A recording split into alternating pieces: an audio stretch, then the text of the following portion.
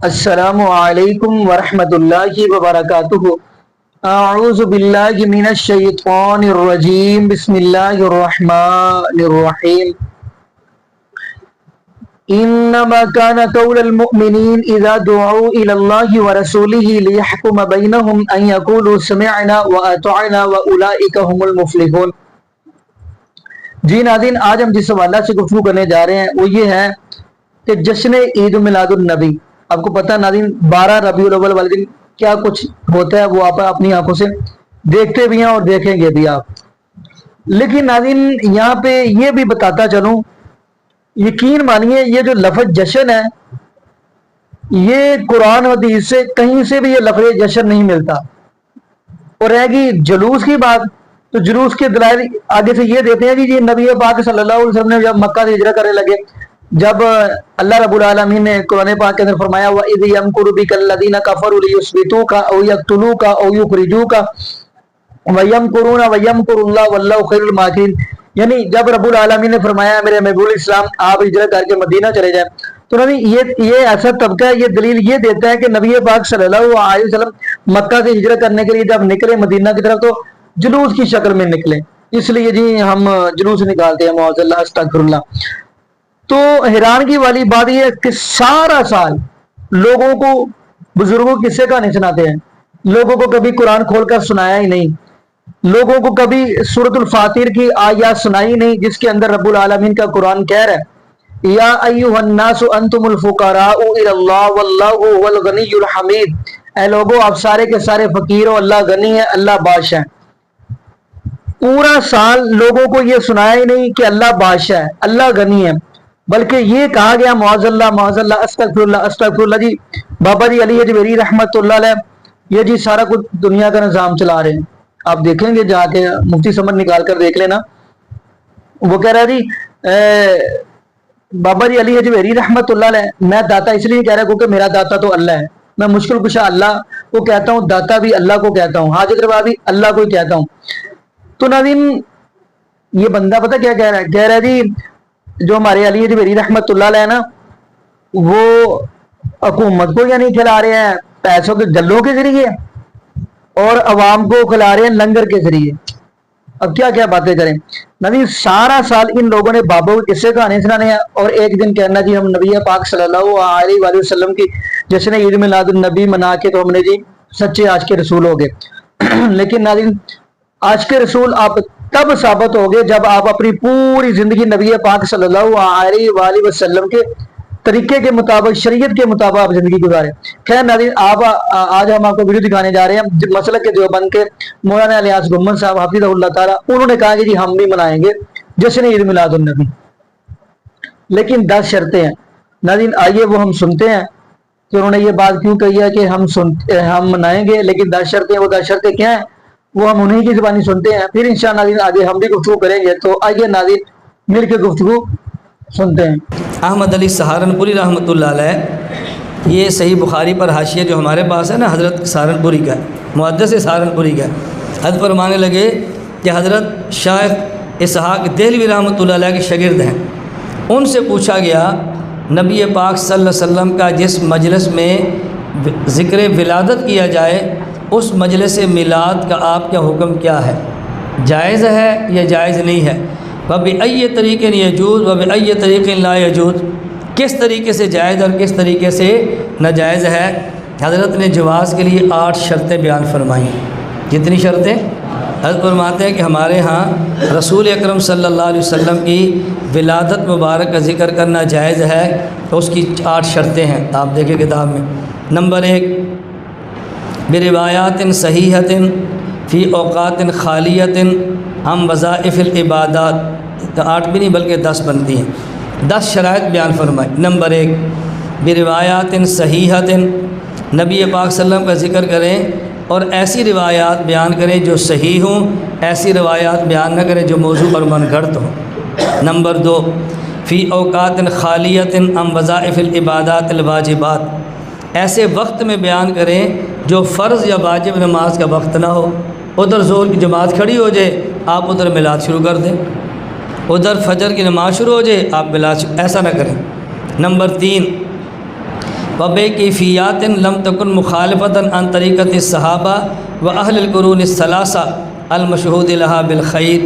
Number 3 فرمایا ایسی کیفیات کے ساتھ کریں کہ جو کیفیات صحابہ کرام اور قرون ثلاثہ کے طریق کے خلاف نہ ہوں، یعنی آپ میلاد بھی ذکر کریں اور ساتھ بھنگڑا بھی ڈالنا شروع کر دیں، میلاد بھی ذکر کریں اور ساتھ ناچنا بھی شروع کر دیں۔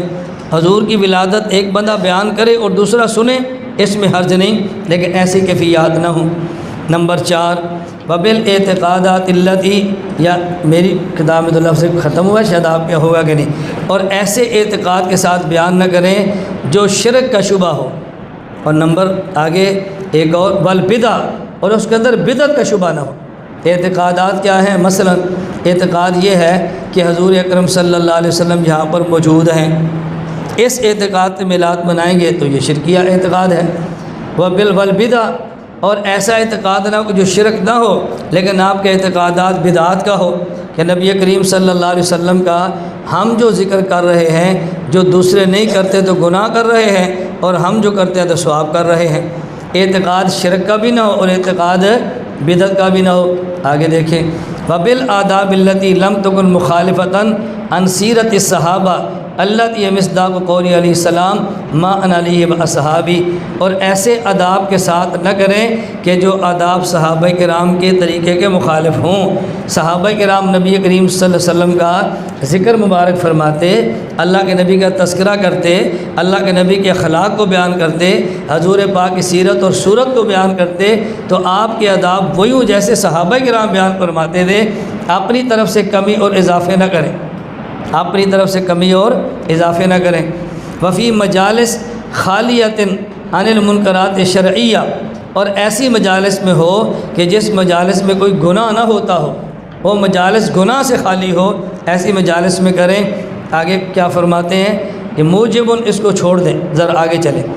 بشرط ان یکون مقرونا بصدق النیت والاخلاص، یہ شرط ہے کہ ذکر ولادت کرنے والا اچھی نیت سے کرے اور اخلاص کے ساتھ کرے، نہ تو شہرت مقصود ہو نہ ہی مال جمع کرنا مقصود ہو۔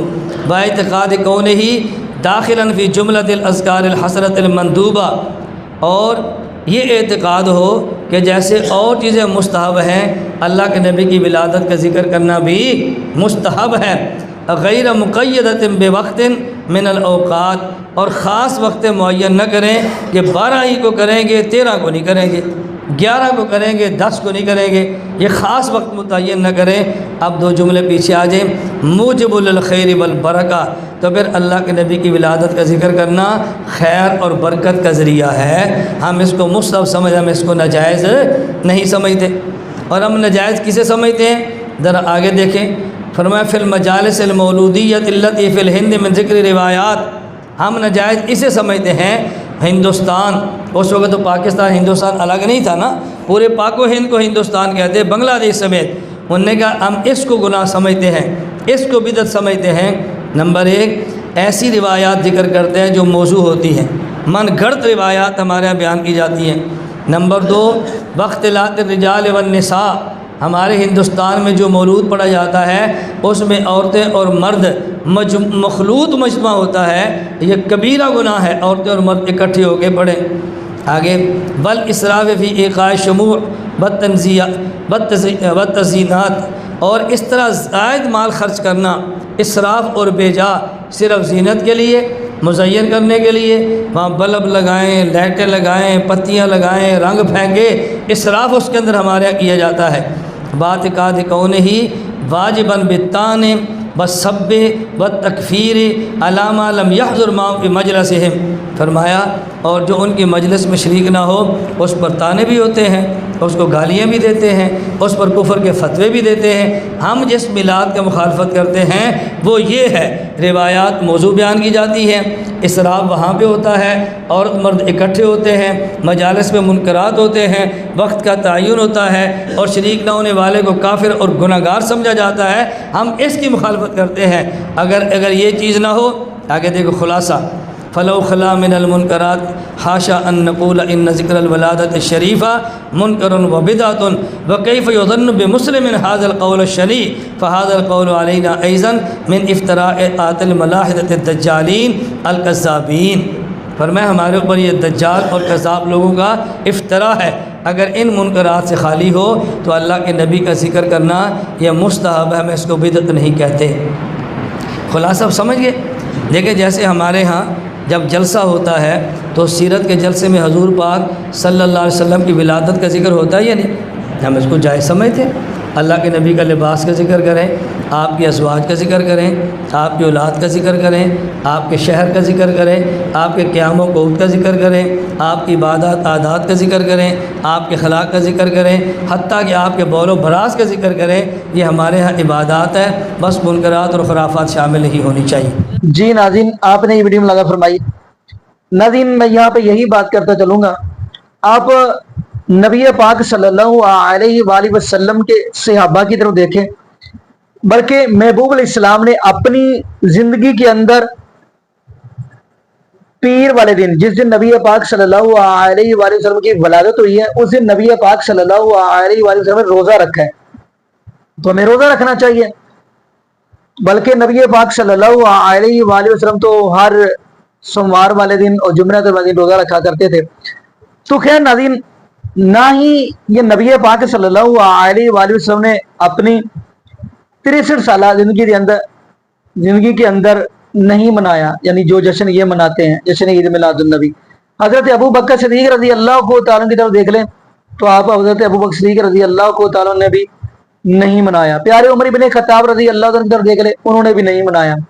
حضرت عثمان غنی رضی اللہ کو تعالیٰ عنہ، پیارے علی المرتضیٰ رضی اللہ کو تعالیٰ عنہ، تمام نبی پاک صلی اللہ علیہ وآلہ وسلم کے صحابہ، کسی صحابہ سے یہ ثابت کر دے صحابہ نے یہ کام نہیں کیا۔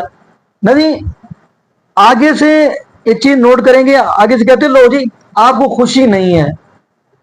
میں کہتا ہوں جب نبی پاک صلی اللہ علیہ وآلہ وسلم کے صحابہ نے یہ کام نہیں کیا، محبوب علیہ السلام نے یہ کام نہیں کیا، تو پھر ہم یہ کیسے کر لیں گے؟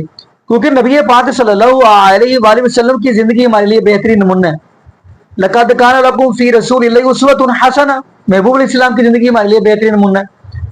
ہمیں کاپی کرنی چاہیے تو نبی پاک صلی اللہ علیہ وآلہ وسلم کی کرنی چاہیے، ہمیں تابع داری کرنی چاہیے تو نبی پاک صلی اللہ علیہ وآلہ وسلم کی کرنی چاہیے، ہمارا اٹھنا بیٹھنا چلنا نبی پاک صلی اللہ علیہ وآلہ وسلم کی شریعت کے مطابق ہو، ہماری پوری زندگی نبی پاک صلی اللہ علیہ وآلہ وسلم کے طریقے کے مطابق ہو، پھر ہم عاشق رسول بنتے ہیں، پھر ہم محب رسول بنتے ہیں۔ لیکن ناظرین، نہ یہ بلکہ یہ امام ابو حنیفہ رحمۃ اللہ علیہ ثابت نہیں کر سکتے، یہ پیر عبد القادر جیلانی رحمۃ اللہ علیہ ثابت نہیں کر سکتے، کسی امام مالک، امام شافعی، امام احمد بن حنبل رحمۃ اللہ، ان سے ثابت نہیں کر سکتے۔ لیکن ناظرین آگے یہ کہتے ہیں جی تانوں خوشی نہیں ہے، تسی اپنے جدو بچہ پیدا ہوتا ادو تسی بڑیاں خوشیاں کرتے ہو جی، مٹھائیاں لے جے تے اپنے بچے دی یعنی خوشی تے پیدائش سے بڑی خوشی کرتے ہو۔ تو میں یہ کہتا ہوں ٹھیک ہے، ہم اپنے بچے کی پیدائش پہ خوشی کرتے ہیں، تو آپ جیسے معاذ اللہ استغفر اللہ استغفر اللہ معاذ اللہ استغفر اللہ، محبوب علیہ السلام کا 12 ربیع الاول دن معاذ اللہ استغفر اللہ جلوس نکالتے ہو، پھر آپ کے گھر جب بچہ پیدا تو آپ اپنے بچوں کا جلوس بھی نکالا کریں سارے کے سارے۔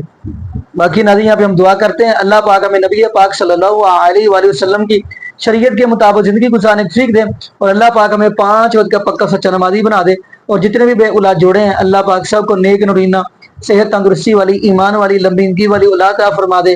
جزاکم اللہ خیرہ، احسن جزا۔ السلام علیکم ورحمۃ اللہ وبرکاتہ۔